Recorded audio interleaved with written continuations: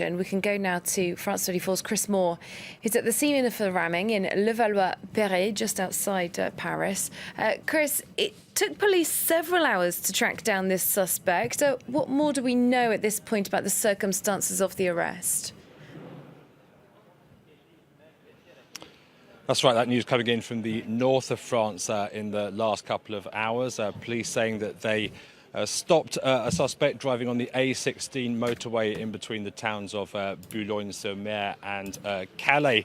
According to police sources, the suspect then attempted to get away, and they suspected he was going to open fire. That's when the police apparently opened fire on him. He sustained 5 bullet wounds.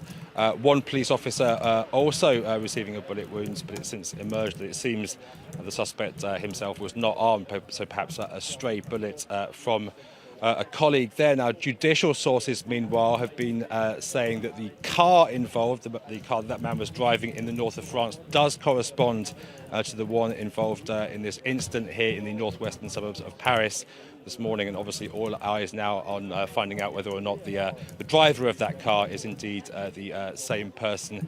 And on that front, judicial sources have been talking about a 37-year-old male, apparently previously unknown to police. And Chris, French counter-terrorism prosecutors have opened an investigation.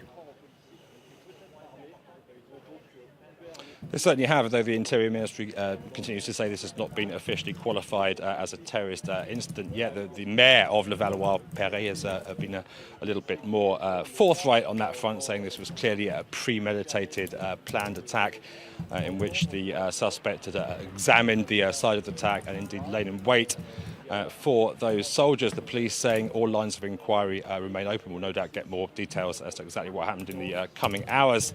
These soldiers this morning, they were part of Operation Sentinelle. That's the rollout of soldiers on the streets here in France in the wake of a series of high-profile terrorist attacks, and a big debate going on in France as to the usefulness of that when these security forces often themselves, whilst trying to protect the public, become the target of terrorist attacks, which they have done on 8 occasions since that operation was rolled out. Thanks so much. Chris Moore reporting there for us from Levallois-Perret.